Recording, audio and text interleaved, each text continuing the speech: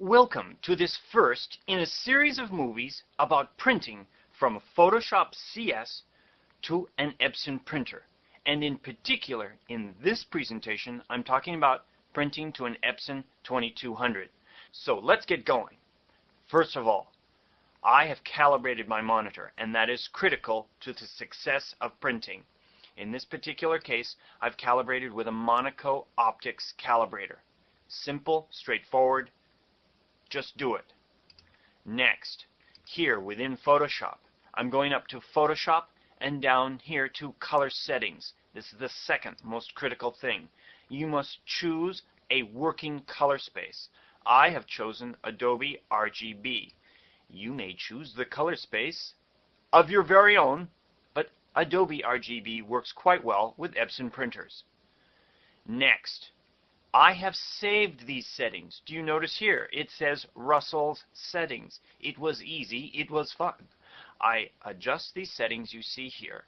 Then I save them. The secret is that these settings will then be accessible to all my other Creative Suite programs. Illustrator, InDesign, Acrobat. Excellent. Click OK. Now we're ready to print. Going up here to the File menu and down to Print with Preview. Of course, Print with Preview because I like to see the image. I get to move it around and scale its size. Moving down here, notice that I have Show More Options selected. That way I can see color management from this pop-up menu item. Within color management, let's take a look at these two important things: source space and print space. Simply said, the source space is the Adobe RGB space that this particular image is in. We want to move that into the printer space. The printer is my Epson 2200, and I'm printing to enhanced matte paper. Not only that, I'm printing to enhanced matte paper using MK, matte black. This is so critical, I can't stress it enough, that selecting the correct paper and having the correct ink installed is critical to success. Moving forward, here, Page Setup. I've selected Page Setup, and I want to make sure I've targeted my printer. Set the orientation, the paper size, and click OK. It would be a good time to take a screenshot of all of these settings because this is the most critical step before we move from Photoshop's control of printing into the Epson control of printing. Keep that in mind. The dialog we see now is what Photoshop is doing to control the printing from source space to print space and size and position. Now, when I click Print, watch what happens. We have a whole new dialog. This is then Epson's print dialog. I'm going to move this up, and let's go through this step by step. Notice that I have created a preset. It is a great idea to create presets.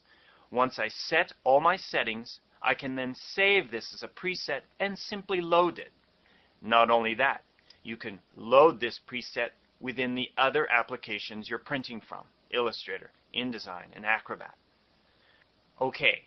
Let's set the preset back to the standard so we can see how it will appear when you open it for the first time. I'm going here to Copies and Pages and then down to Print Settings. The standard media type here is plain paper. Of course, that would not be the case in this project. Remember, it is critical to select the paper in which you are working on. It's a key part to the whole process. Enhanced matte paper has been selected. Next, Advanced Settings. I select Advanced Settings so that I can select a specific DPI. I like to print at 1440 DPI. Gives me great results.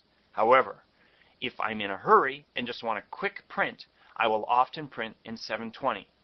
But in most cases, I print in 1440. It gives me great results for the quality of work I'm looking for. I've set this to high speed. Just so you know, high speed means that it will print in both directions as the print head crosses over the paper. If you deselect this, it will only print in one direction, thus slowing down the process. Now you know. Next, up here, back to print settings again, because this is now correct. Here comes the next one, color management. The default for color management is photorealistic, as you see here under the standard preset. Now watch this. I'm selecting no color management here. What's that all about? Why did he select no color management? I did this because Photoshop is driving the color management.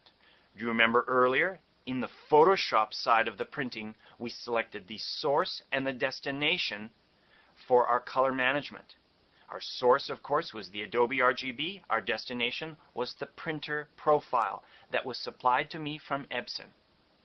I do not want there to be a double color management going on. I want Photoshop to drive the color management, and I want to turn off the color management here. At this time, I would now select Print. Or, as I said earlier, I would actually save these settings, these presets, before saying print, so I could refer to them again in the future. So there you have it. You'd say print now. You would get a really great quality print. I believe the best print possible, other than making your own profile. So now you know the Russell Brown way of printing to an Epson printer.